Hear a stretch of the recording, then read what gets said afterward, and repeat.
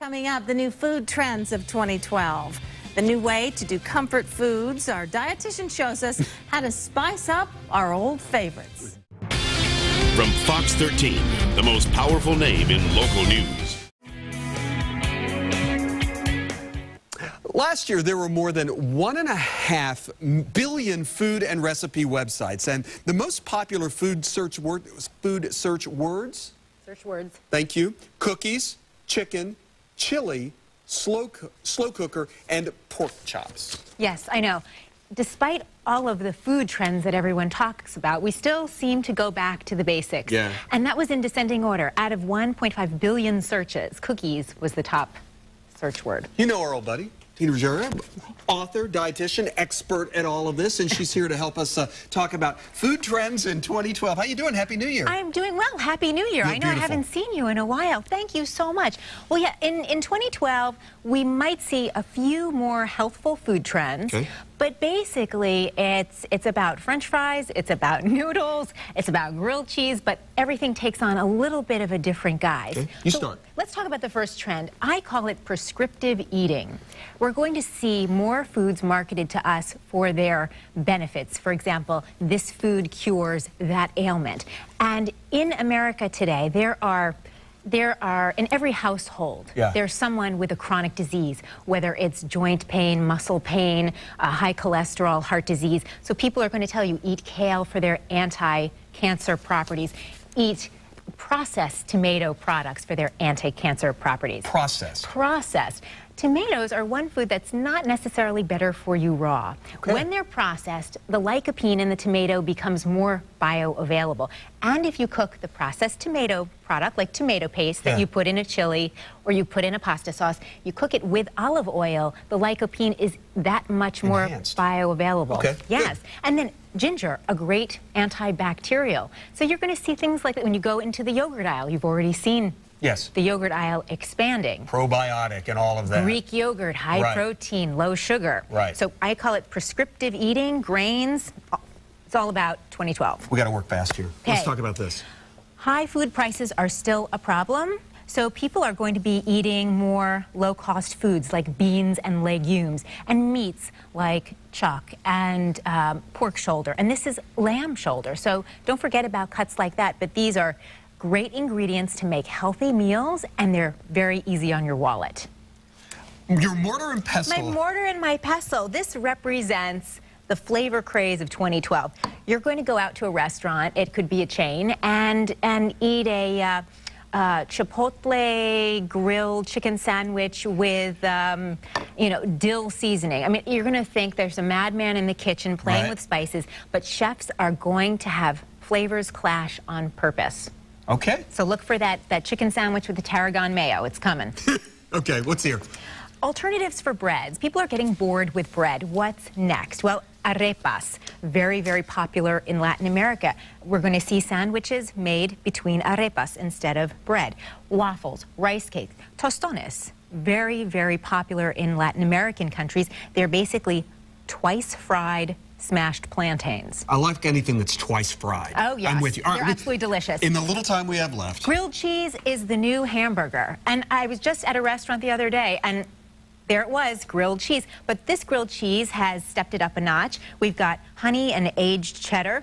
We've got brie with arugula and truffle oil. And here, this one I made with, I think it's Gruyere and pesto. So this is what we're going to see on menus, at the store, and in homes in America. Not a bit of Velveeta in there, is there? No Velveeta. No Velveeta. But it hasn't gone away. No, it hasn't. We'll talk about that later. All right, and we're also going to talk about, during the 9 o'clock hour, the next on the list of food trends, I got to buy into the Korean trend. I got to buy into it. You're going to help me get there. We have to eat it together so we both smell like garlic. There's that. There's that. That's the Love you, Tina. Thank you. Thank you. Tina Ruggiero joins us again with more of the top food trends of 2012. Earlier, we talked about eating for what ails you. Grilled cheese. Not necessarily that's going to help what ails you, but I think it will. I'm pretty sure a grilled cheese sandwich will fix just about anything. You know, when you're in front of Tina, you think, oh, wow, this is all good stuff. And I, of course, went for the French fries. I said, wow, can we eat French fries now? No. That was the basic answer. Well, we can indulge every once in a while. But you know something, as a culture, we're never going to get away from the hamburgers. We're never going to get away from the fatty foods, from the fried foods we love, from the ice cream, and that's American food. But we will see different ethnic foods infuse what we know and love. And we're going to see a lot of comfort foods sort of morph and take on a little new character. Well, we've got these in an order on graphics, so let's try and stick with it before we throw those people off. So, Korean food. Korean food is becoming very, very popular. Korean recipes are proliferating the Wednesday food sections. We're going to start to see them in those cooking magazines that you pass by in the supermarket aisle. Kimchi is going to be one of the most popular. Kimchi is pickled cabbage, pickled vegetables. They're very garlicky, very spicy, as you can see. This? Yes, it's chilies. Oh, wow. That's cucumber and zucchini, and this is cabbage. And there are probably about 100 different types of kimchi because they vary based on where in Korea they're from. That's tofu and jalapenos, and again, pickled. Now, this is a very popular Korean dish called bulgogi. It's marinated beef and very, very thinly sliced. It's delicious, but again, they love their garlic. So if you're going to indulge in Korean, do it with someone else. And these are, what do you call these? The noodles? Hand-pulled noodles are going to become very, very popular. Now, when you know, noodles are age-old, but when you make them the old-fashioned Chinese way, you make the dough and then you pull them with your hands to create strands that we know as noodles. And I'm starting to see noodle shops in the West and in Colorado, actually, and in New York, and they are absolutely light and decadent and delicious. Can you feel the texture? It's beautiful. Tina, what would you do with them? I mean, how do you spice them? How do you season them? Well, they would be normally in soups or in stir fry. They're very tender. Right? And what's it made with? Just the regular rice? Oh, it's rice. Okay. Rice. So they're actually very, very healthy. It's all right.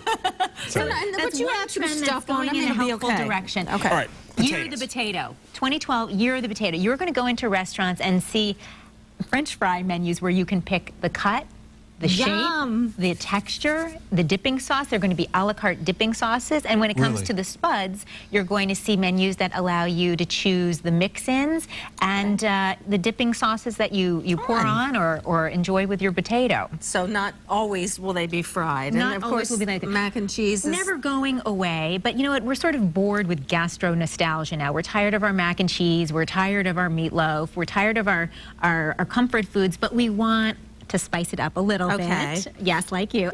But we're going to see things like pork rillets in the mac and cheese. Pork what? Pork rillets. It's like a pate type texture made with pork. Is that what that is? You know, pork rillets. You're right. I have seen mac and cheese with other things added lately. Like bacon. Yes.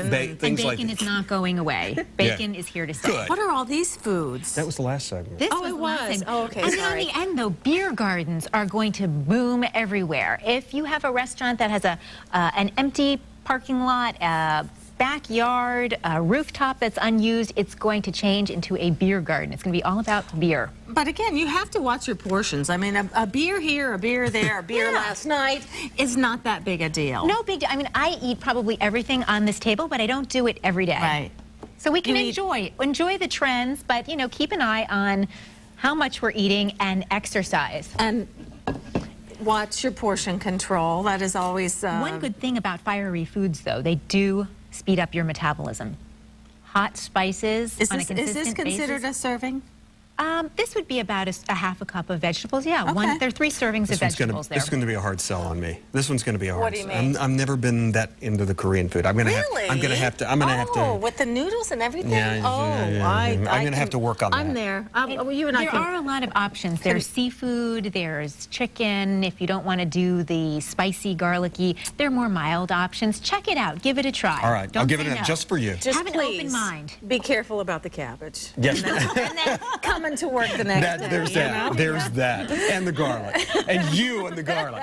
You can find more information on our website, myfoxtampabay.com. Go to the Seen on TV section. Tina, as always, it's a delight. It's great to see you. Take care. All right. Love you, Tina. Thank you.